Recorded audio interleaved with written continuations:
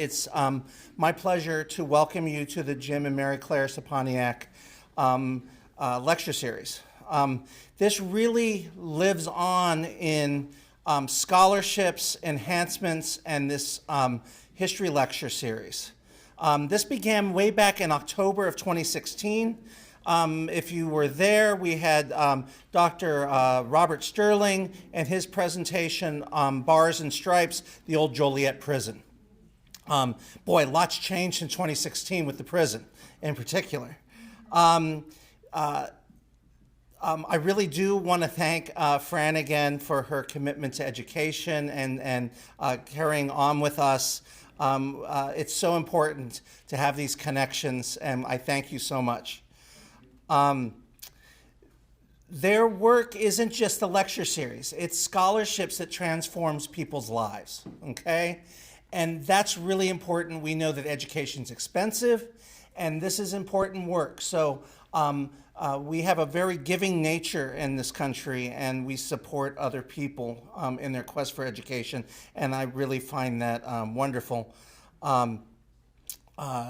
They funded the installation that is right outside the far door there, that's pictured here, that celebrated the 55th anniversary of the De La Salle Christian Brothers on campus.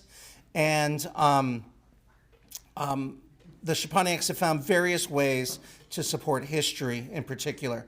I knew Jim in Joliet. He would show up at the public programs I was doing, and then I always tell the story, and then he would take pictures and then mail them to you. And so like in 2 weeks later, you get a nice note from Jim and pictures. And it was just really great.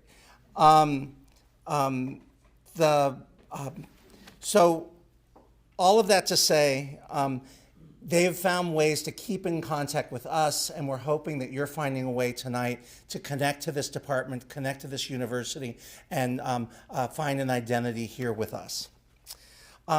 It's my pleasure to introduce Sarah Drake Brown, who is a new colleague here at Lewis University. She will be introducing our speaker, Larry McClellan. Sarah is an associate professor in the Department of Education. Really importantly, she's the program director for secondary, middle school, and foreign languages. And we've been working busily on a course together. She is hopefully going to teach maybe a course for us in the spring of next year. She did her undergraduate degree at Illinois State University in history, and then she went and earned her master's at Purdue University in history, and then earned her PhD in curriculum studies at Indiana University. So we're really fortunate to have her on this campus.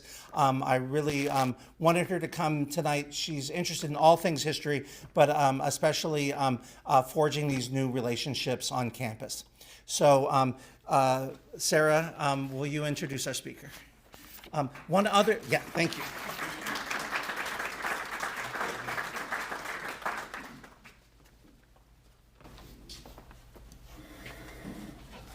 Good evening.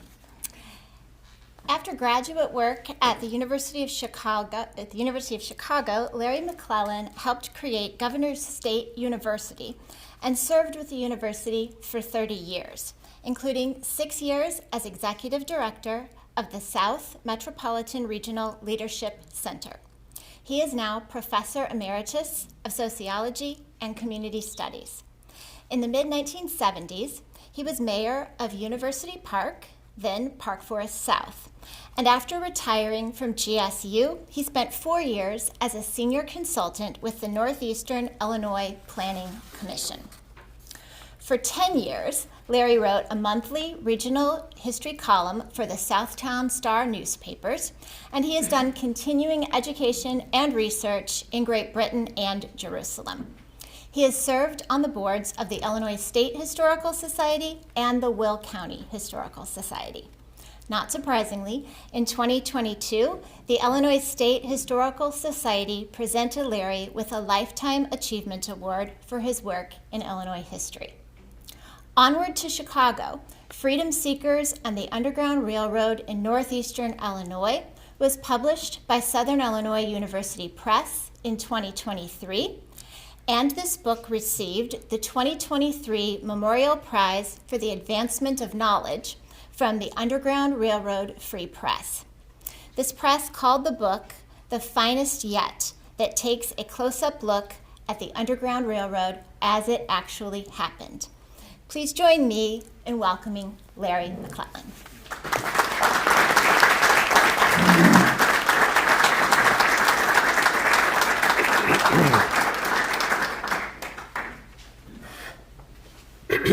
I have water. Now here.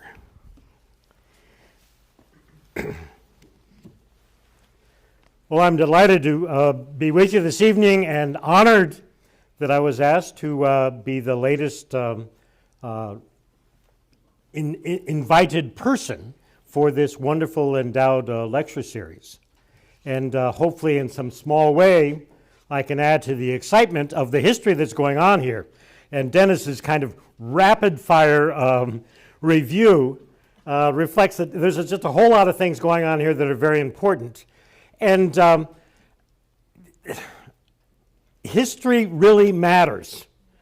And in our current cultural environment, it's really glad that there are places where people are working on history and history that matters. And I'm particularly interested in the project that you've done with the Reclaiming the African American Narrative here in the Joliet region, because there are this whole cycle of things that we need to be reclaiming and recovering and reaffirming, and I will get into that as we go.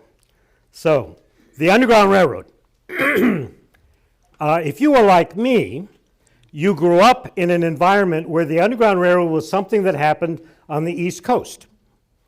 You know, Harriet Tubman and Frederick Douglass and, you know, people did stuff out of Virginia going up into New York and all of that. When we started Governor's State 53 years ago, when we started Governor's State, I immediately started working with the historic black communities around the south suburbs. And as a matter of fact, we need to talk. I had a whole group of really interesting African American students in the 70s that were all Joliet based. So there's a story to explore there. But as I was working with leadership in the historic black communities south of Chicago, every once in a while there was a mention of the Underground Railroad. And I thought, well, that's strange, maybe silly. I mean, that all happened on the East Coast. And that occasional encounter eventually shaped itself into some questions and some research. And so over the last 25 years, I have gotten very, very serious about that research. And so what I would like to share with you this evening is an understanding of the fact and the reality that the Underground Railroad was very much a part of our history here south of Chicago. There are really two great cycles of stories having to do with the Underground Railroad. There's one great cycle about the people that escaped their enslavement, freedom seekers that were on the road and found all kinds of ways to escape. And there is another great cycle of stories about the people that responded to them, the networks that become the underground, we call the Underground Railroad. Now the dilemma is that for the last 160 years, until about 10 years ago, almost all the stories we were telling were stories about the Underground Railroad itself and all of the good abolitionists that were responding to people coming out of slavery. And almost all of those people were white people.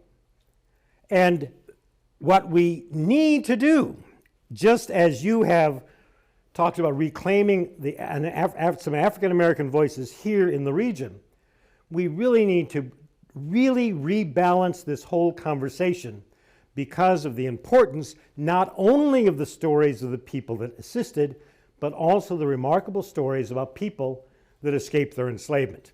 This, by the way, is the first image of an underground railroad that was published in 1844 in Chicago by a radical abolitionist newspaper called the Western Citizen. And of course, the Underground Railroad was not underground and it was not a railroad. Remember that. It was, in fact, the network of responses to the visiting of people on their way to freedom. So how do we reframe this whole conversation? Reframe it and recover it, reclaim it. And first of all, you notice I talk about freedom seekers. We, of course, are talking about people that we've all known as the fugitive slaves of the 19th century. But slave is a category of property. When I do my research, I'm not looking at population records, I'm looking at property records, at estate sales and tax sales, and there, with the horses and the cows and the pigs, there's the slaves. Property. And around the country, those of us that are involved in this have chosen rather to talk about people escaping their enslavement as freedom seekers to affirm their fundamental human intention that as human beings they wanted to be free and they wanted their children to be free. So people escaping their enslavement were doing that because of their fundamental desire to seize their own freedom. And of course, the language of the day was they were fugitive slaves, they were property. And we need to change that. We need to reframe that to understand folks not as property, but as human beings seeking their freedom. Secondly, we need to understand that the freedom seekers were the protagonists. We have this old mythology that says, well, all of these good white abolitionists created this Underground Railroad network, and then they went and helped the slaves. That's not true, right? What happened was, all over the country, people escaping their enslavement got into free states, and occasionally they needed some help. And as they needed help, people responded. And over time, the people that were responding to the journeys of these freedom seekers put together what we know as the networks of the Underground Railroad. So the freedom seekers are the protagonists. They were not poor, helpless, confused slaves. No, they were men and women who, by any means necessary, were going to seize their freedom. And the Underground Railroad develops in response to their activity. And then a third thing we need to talk about to reframe is that as people were responding, again, we have a mythology over the last 160 years that it was basically a bunch of good white guys that formed the Underground Railroad and were helping the freedom seekers. And again, that's not the case. They did, but it was a much, much richer kind of environment. Because, first of all, think about it. If some family knocks on your door and says, gee, can we sleep in your barn tonight? You know, that's not a decision made by the guys, that's a decision made by the family. You know, it's the men and women and their children deciding consciously, we will break the law to help these people. So it was not a bunch of guys making these decisions, but it was families making these decisions. And we've got lots of cycles of stories of women who were directly involved in providing the leadership in the Underground Railroad that was responding to freedom seekers. So we need to understand it was a much more diverse kind of environment. I have a wonderful book from 1912. White guy. Most of the Underground Railroad stuff is white guys, old white guys writing about old white guys, which makes it tricky. But I've got this one old white guy in 1912 wrote a book, and he said, I have seriously studied the Underground Railroad in Chicago, and I've identified the 12 white men that ran it. You know, that's just not true, as you'll see. So we need to do this kind of reframing to see it was so much more diverse, and then also to affirm the fact there was a tremendous amount of activity here in Illinois, not just the East Coast, but Illinois, Indiana, and Ohio probably saw more activity with freedom seekers and Underground Railroad responses than the East Coast. But we've really got to reframe that story. And then finally, I think it's really important that we're talking about the journeys of freedom seekers, and you'll see on my maps and stuff that I'm always emphasizing journeys and the places that are connected together. Historically, Underground Railroad stuff talks about specific sites, and we need to talk about the sites and the journeys and get on with it. As we get into looking at that, please remember that which freedom seekers were escaping from, the brutal reality of slavery. People kidnapped in Africa, captured in Africa. 12 million people were brought across the Atlantic Ocean, enslaved. Of those, about 400,000 came to what we know as the United States. And this remarkable puzzle about what does it mean for somebody to own somebody? Okay? To understand how deeply serious that is. Oh, you. I can kill you because you are my property. Oh, you. I can rape you because you are my property. We can't even begin to imagine that kind of relationship with people owning other people. And it was out of that context that people, by any means necessary, said, we will be free. And they took off. Now, they went in all kinds of directions. Coming out of the South, this is a map from 1850, and coming out of the South, people went to Mexico, they went to the Caribbean, they commandeered ships and took them up to New England, and some went to live with native peoples in the West. Large majority came into the northern states, and that's where our story begins to focus. And notice on the map a couple interesting things. One is that the red states are the free states, and the dark states are the slave states. Okay, now notice that Illinois is kind of like a dagger going down into the South. And make no mistake, Southern Illinois was Southern. When the Civil War broke out, one county in Southern Illinois seceded, voted to secede. And then when the federal troops arrived, they thought better of it and decided they would stay in Illinois. Southern Illinois is very much a part of the South, and that created a certain set of unique circumstances for people seeking their freedom in Illinois as a free state. Now, another thing that the map can be helpful with is to recognize, I'm going to do it on this map over here, that Missouri, Kentucky, Maryland, and Delaware were slave states. However, they did not secede. Abraham Lincoln was president of a union of free and slave states.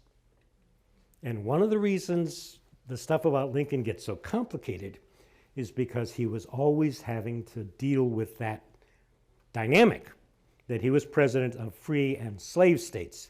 Remember, when he issued the Emancipation Proclamation, he freed the slaves in the Confederacy, he did not free the slaves in Missouri, Kentucky, Maryland, and Delaware. All right, it's a very tricky set of stories trying to figure out kind of the geography of enslavement. Another thing that's interesting about the map is that if you draw a line from Cairo and the southern counties of Illinois, they are further south than most of the state of Virginia. Okay, this is the South. Now, my research suggests that somewhere between 4,500 and 7,000 people seeking their freedom came into Illinois. They came up the Mississippi River Valley out of the deep South. The vast number came from Missouri and Kentucky. And if you can imagine, if you were an enslaved person and you walk to the Mississippi River and you look across, that's freedom right there. All I got to do is get across that river. And so it's no surprise that many of the folks that come into Illinois come out of Missouri. And then coming up into our part of the world, my estimate is that somewhere between 2,500 and 4,500 people, and this is in the decades before the Civil War. Civil War starts in 1861, so in the 1820s, 30s, 40s, 50s, and 1860.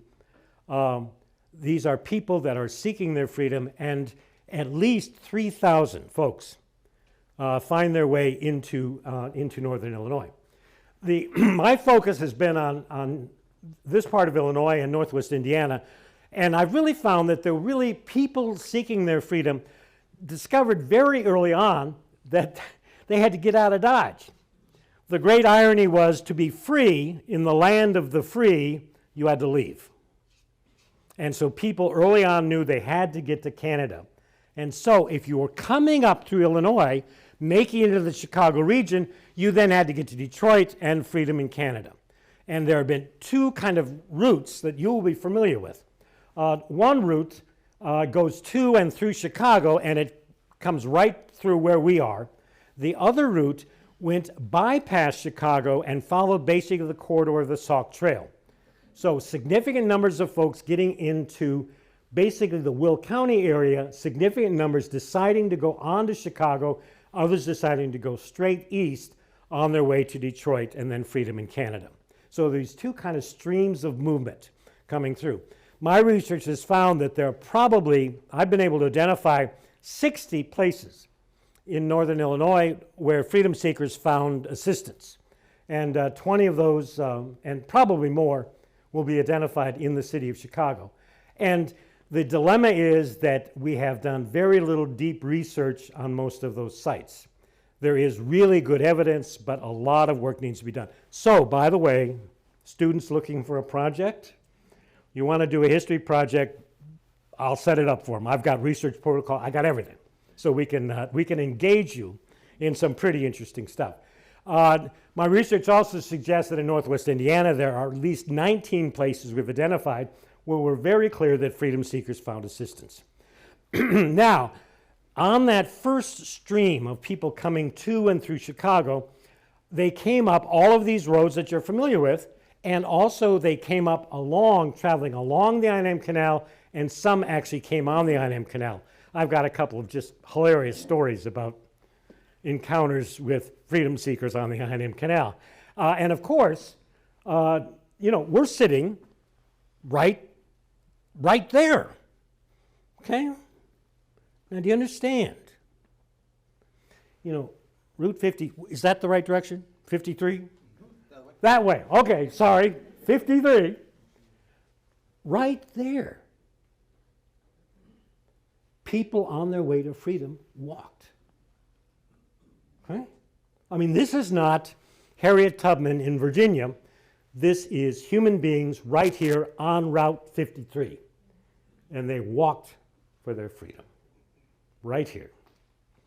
Okay, now, my work, well, let me stick with this story. So anyways, so people came up out of the Mississippi River, following the Illinois River Valley, coming up following the I&M Canal, and following these historic roads that led them into Chicago, where fairly rapidly in the 1830s, people living in Chicago began to respond and help out people that were on their way to freedom. So there were these very strong networks. Now, the traditional history in Illinois, if you read any books before mine, of course, if you read any old books about Illinois history or Chicago history, they will tell you the Underground Railroad started in 1839 when a couple of white guys helped this poor, ravished, bedraggled black guy who needed help. And that's simply identified as the start by a bunch of white guys who wanted to tell their story.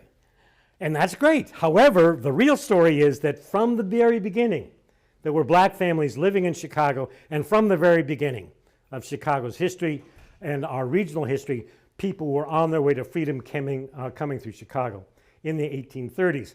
In 1838, a really remarkable human being named Louis Isbell arrived in Chicago. And of course, you all recognize that name, right? Huh? Louis Isbell was key to leadership in the black community in Chicago from 1838 to 1905. And he had his hand in everything. And nobody talks about Louis Isbell. He was born enslaved in Kentucky, got his freedom in Illinois, comes to Chicago in 1838, and is literally in the thick of it, responding to the needs of freedom seekers for decades, and hooks up with all these other people. In addition, in the late 1830s, a group of young white families arrive and they start to respond. Freedom seekers show up on your doorstep. What are you going to do? Okay, you either push them away or you say, all right, we will break the law. And the laws were awful and serious and terrible. But people made the decision, we will break the law to help these people who are already breaking the law on their way to freedom. So a group of young white families come in the late 1830s, and they start responding to freedom seekers. And in the mid-1840s, they're joined by a remarkable group of young black families. And after 1850, and the horrendous fugitive slave law of 1850, these black families really provide the leadership for the Underground Railroad in Chicago. And some of us maintain that what was going on is really the first great civil rights movement in Chicago and northeastern Illinois, because there were white families and black families working together seriously to help freedom seekers that were traveling through. And it's just remarkable that in the 1840s and 50s, our country had this great chasm of race. And here were people in Chicago and the farms around Chicago that just reached across that chasm and said, the demands of humanity are such that we will help and we will work together. And there's a remarkable cycles of stories about all of these activities. In Chicago, an amazing group of white families. Of course, most of the time we've only got pictures of the men. Again, interesting. But Alan Pinkerton, you know, the great private eye, you know, the guy that starts the Secret Service and the private eyes, he began his secret work helping freedom seekers. And there was a terrific guy named Dr. Charles Dyer and his wife Louisa Dyer, and Charles and Louisa really provided the leadership. And these were in the late 1830s, these were all these families, you know, people in their late 20s and 30s, they had little kids, and they took this so seriously that said, we will break the law. Then in the 1840s, there was this remarkable group of young white black families that come into Chicago, led by John and Mary Richardson Jones, who some of you may know. John Jones has had some visibility in Chicago history. And a group of very, very interesting things that they were involved with. Commercial note, there are lots of stories about these folks in my book. Okay. The key, oh, thank you, Dennis. There you go. Thank you. By the way, I've taken a break. I do have books for sale, and my lovely assistant, Vanna White, my lovely assistant here, it's my wife, Lil. Lil will be glad to sell you some books. Now, within that black community that was providing the key leadership for responding to freedom seekers coming through, there were two remarkable churches. Quinn Chapel, which still exists, and Zoar Baptist Church, which becomes Olivet Baptist Church, which still exists.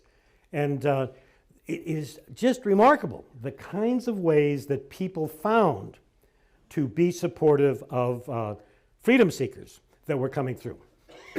Now, in that first stream going to and through Chicago, a lot of people came up along the I&M Canal, and just 5 minutes from here is this the I&M Canal headquarters building, built in 1836. That has been designated by the National Park Service as an official Network to Freedom site on the register of Underground Railroad places. I helped put that application together, but this place is there to honor and recognize the fact that a significant number of freedom seekers came right up your road, right up the I&M Canal, and right through this region.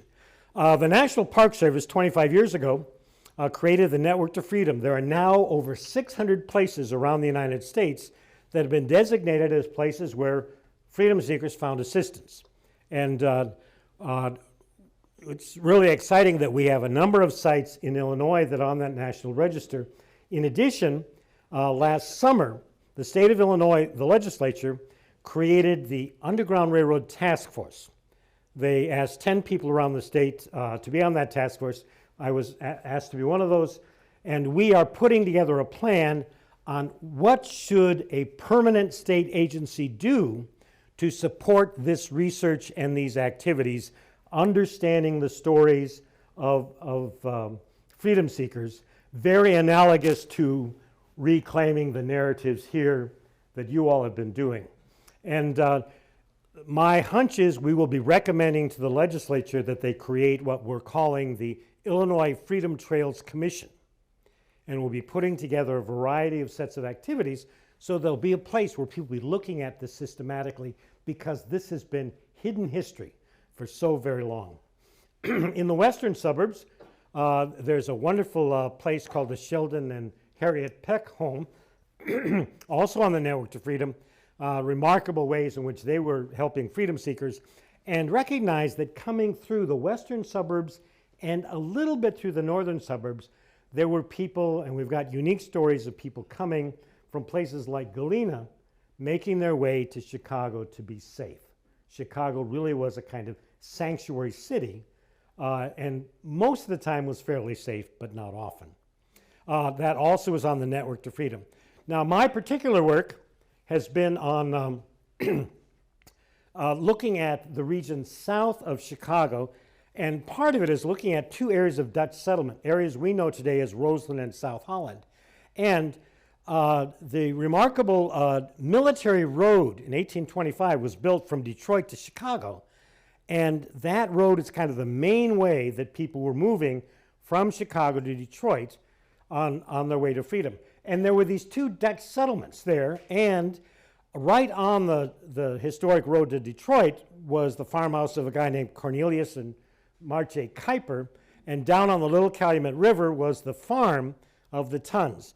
And these are people that I've been doing a lot of work on.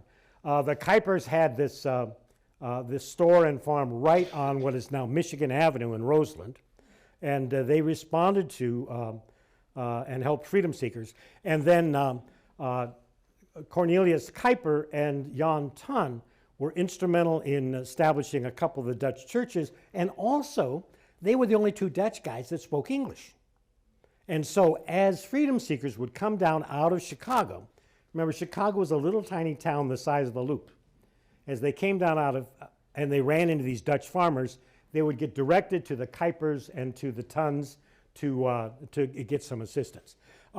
We have the Tun Farm, which was located on the Little Calumet River, has been designated on the National Register, and we have installed a big historic marker. We had a grand celebration in 2022. That's Lieutenant Governor Juliana Stratton. There's Congresswoman Robin Kelly, Commissioner Donna Miller. In the back, the guy in the sunglasses is the Dutch Consul General in Chicago. And then, much to our delight, 2 weeks ago, we were visited by the Dutch ambassador to the United States, who was really excited to come and see this place where Dutch immigrants were involved in the freedom struggle. And that's the ambassador right there. She's a very tall person. But we had just a really wonderful, rich experience with her. So that first stream goes around Lake Michigan, around the bottom of Lake Michigan. That's where the Tun Farm is. Those are folks that went to and through Chicago, probably 1,500 to 2,000 people. Then the other stream followed the Sauk Trail corridor. And some of you may know the Sauk Trail. It was a trail for Native peoples for hundreds of years. This is the only picture we've got. But you can see the way that the trail has been worn by hundreds of years of people dragging their horses and ponies and their families back and forth. The Sauk Trail extended from the indigenous cities along the Mississippi, reaching all the way to Detroit, so that they could engage with the Dutch traders, or the French traders and the British traders, and then the Americans. Just south of the Sauk Trail in Crete, there is a still standing church. This church was built in 1859, and the folks that built this church in 1839 organized themselves, and they were one of the first churches in Illinois that passed a resolution on the evils of slavery, and that we must stand against slavery. That is also on the Network to Freedom, and very close to my house. Now, there are these two streams going to and through Chicago and then going straight across, and several thousand people following these streams overland. And we've talked in general terms. Of course, they were going to Detroit and Freedom in Canada, and they went across northwest Indiana, but we haven't known exactly what they did. I'm pretty clear about the ways that people came up to Chicago, but we weren't exactly clear. And so we started to say, where exactly did freedom seekers go? And I began looking at the historic roads. And there's the old Sauk Trail. In 1825, the federal government established a military road between Chicago and Detroit. And lo and behold, as they built the road, they decided to follow the Sauk Trail most of the way to Chicago. And we've got a great cycle of stories about that. In addition, in the early 1830s, the state of Michigan, territory of Michigan, created the territorial road going west to Lake Michigan. And then there were other roads that developed. And all of those roads were developed so that American settlers, European Americans, could get to the west. And now in the 1830s, 40s, and 50s, those exact corridors become ways that freedom seekers get into Illinois, and then you go east to find their freedom. So we said, looking at that, can we create a national historic trail to honor the journeys of these freedom seekers? And so we've done an awful lot of work identifying a route that starts along the Sauk Trail down in Crete, and another route that starts in Bronzeville. And we are proposing and working seriously with working groups of people all along this route. How do we do this in ways that will commemorate the journeys of freedom seekers and the networks of response in the Underground Railroad? And again, any of you that are teachers or education folk, if you want to work on curricula about some of this stuff or work on some projects, we have got a boatload of projects. And hopefully, it's been all volunteer, but hopefully this summer we're going to start having some money to help us do this work. But the intent is to develop a Chicago to Detroit Freedom Trail that commemorates these journeys and the networks of response. Now, I want to close with two stories. Freedom seeker stories are always journey stories.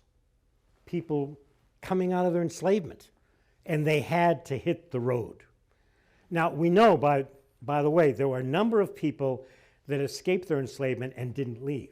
You know, they went into the mountains, they went into the woods, and stayed in contact with their families. But probably somewhere between 35,000 and 50,000 people literally left the South to escape their enslavement. And all of those are journey stories. Now, in 1843, Caroline Quarles was enslaved in a house in St. Louis, Missouri. She was the daughter of her master's son and a slave woman in the household named Maria. When Robert Quarles Jr. was 28, he decided to get married, and as part of his wedding arrangements, he thought he just would rape some of the slave women. And Maria was 17, and Caroline was the result. Caroline grew up, this is the only picture we have of Caroline in her later years. Caroline grew up a beautiful young woman, pale skin, freckles, blue eyes, long black hair, and she was enslaved. And she grew up in the same household with her free cousins. And of course, the cousins always had it in for her because they could tell her to do whatever they wanted. When Caroline was 16 years old, 1843, she decided she had had enough and she wanted to be a free person. I also think, we don't know this from the record, but I think that Caroline understood that as an attractive young woman, she could be kidnapped and she could be taken to New Orleans and she would spend her life in a brothel. And she was not going to do that. But Caroline wanted to be free, and so she put some money together. She went down to the docks, passing as a white person, got a ticket on a riverboat north, and started this kind of amazing saga. Caroline traveled by riverboat to Galena. She got to Galena, Illinois, and there's one black guy living in Galena. He sees her get off the boat, and he says, "We know you're passing. The slave catchers are right behind you.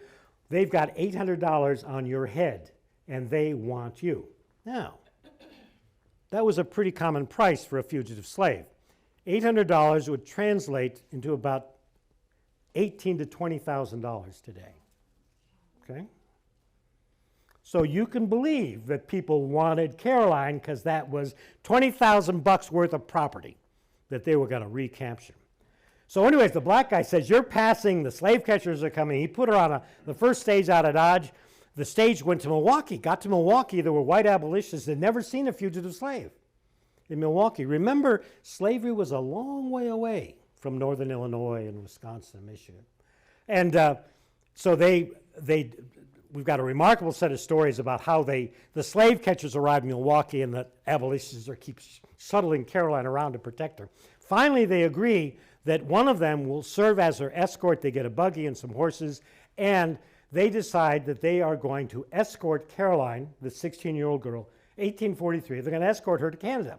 And so they come down around, they avoid Chicago because of the slave catchers, and they come down. They stayed overnight in Dundee, in Naperville. They came very likely right down this road.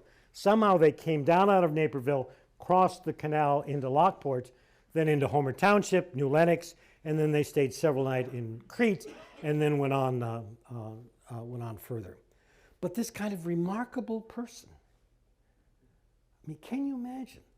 16 years old, traveled 1,200 miles for her freedom. She got to Canada after a couple years. Met a young guy that had escaped out of Kentucky, Alan Watkins. They married. They had a bunch of children, and their descendants now live in Detroit and Canada. And Lil and I, one of the honors of our life was that we got to know very well and a dear friend, Charlotte Watkins, who was Caroline's great-granddaughter. And a remarkable woman in her own right, and she passed 2 years ago. With another one of Caroline's descendants, I ended up writing a book about Caroline's life, and we do have that available if you're intrigued in knowing more details about the story. But can you imagine? 1843, 16 years old, 1,200 miles. Could you do that? In 1841, John and Eliza Little were enslaved on adjoining farms in western Tennessee. John had a rough life. John was born in Virginia. His parents had come over on a slave ship in chains to Virginia. And John was born there. And all of his life, John told people, I know my parents. There is not a drop of white blood in me. I am the son of African princes. And needless to say, that got him in a lot of trouble. And he carried a bullet fragment in his shoulder all of his life and the scars on his back because he was going to be his own person. So he goes from Virginia, he's sold to West Virginia, he's sold to Kentucky, he ends up being sold to a farmer in western Tennessee. On the adjoining farm, Eliza is there. John and Eliza meet, they fall in love, they get married, and then they realize the only way we can have a good life is we have got to escape. We've got to get out of this. And so they make plans, and late one night in the spring of 1841, they decided that they were going to make their way to freedom. And so they went up, they followed the Tennessee River up to the Ohio River, and then they were going to get into Illinois because Illinois was free. So John and Eliza they had a few possessions, and they were following the Tennessee River, going north to the Ohio. It goes into the Ohio just below Illinois. And they got to a swamp. And years later, John told people, we got to that swamp, and I put Eliza on a log, and the possessions we have I put behind her, and I pushed that log through the swamp. And I knew that at any moment, if I misstepped, I would lose everything I loved. And John did not misstep. They made their way through the swamp, They got to the Ohio River and they, shall we say, they borrowed a boat and they got across the Ohio River and they're on the Illinois side and they're exhausted. They start a campfire just very close to the Ohio River on the Illinois side, and some other freedom seekers happen to see their fire and come and sit down with them. And these other freedom seekers said to John and Eliza, you know, this has been a tough passage.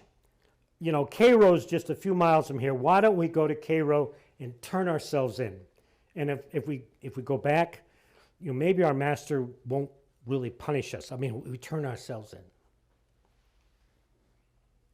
Years later, Eliza told folks, I heard them say that, and I stood up and I said, I know where we have been, and I know where I must go, and if need be, I will walk barefoot to Chicago for my freedom.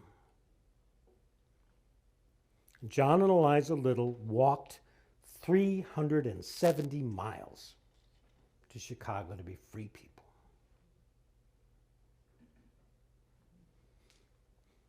Now we now have dozens and dozens of stories, but it is so remarkable that we now know so much about people that were enslaved and made that fundamental human choice to be free people. And so we want to keep telling those stories and keep exploring those stories and honoring those stories and honoring all the folks that helped them. But realizing that we've got these two great cycles, all these remarkable stories of people on their way to freedom and all these remarkable stories about people that helped them. And if some of you want to, come help me dig. Thank you.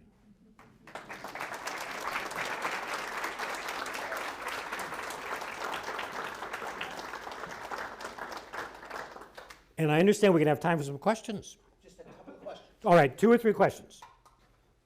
I answered everything, right? Okay. Yes? Have you been to Princeton, Illinois? Oh, yes. Have I been to Princeton, Illinois? Yes, absolutely. Owen Lovejoy and his family lived in Princeton. Owen Lovejoy was a dear friend of Abraham Lincoln's, and they hosted freedom seekers in their home. And one day in 1860, I think, Owen Lovejoy got up on the halls of Congress. He stood up in Congress. He was a representative, congressman. He got up and he said, you know, if it is a sin to help people on their way to freedom, I am guilty. And my house is on the main road from Princeton to Chicago, and everybody in America needs to know that freedom seekers are welcome there. So Owen Lovejoy was a really great character. By the way, buried in Lockport is Ichabod Cotting, who was one of the great, great voices of American abolition and was deeply involved with the Underground Railroad. He's buried in Lockport. Yes? Yes, you. Yes, yes. Can you say something about the function of the railroads? Something about the function of the railroads, yeah. I've been able to uncover a lot of really interesting information, and the final chapter of my book focuses on that because the railroads played a very interesting role in all of this, because the Illinois really is covered by railroads by about 1855, and there were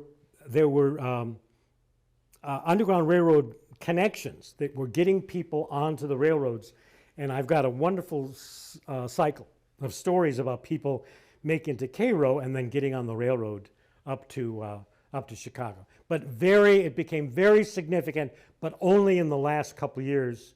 You know, we've got things, you know, we got 40 years of activity, and then the last 5 years did involve the railroad, but it was very significant. Final question.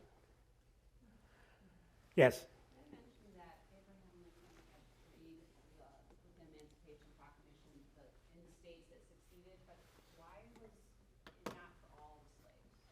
Well, because Lincoln had to hold the Union together, and that what he understood deeply was that there was this kind of great hesitancy in Missouri, Kentucky, Maryland, and Delaware. Should they stay in the Union? And Lincoln did everything that he could to keep them, and including this kind of political bartering and saying to those states, I'm not going to touch your slaves. And that's part of the, to me, part of the greatness of Abraham Lincoln is the way that he was able to negotiate these incredibly complicated relationships. Okay, again, I do have this book for sale. I've got a book about Caroline Quarles, and I would be delighted to hang around and answer other questions. And again, I'm honored that you asked me to come and chat with you. So thank you very much.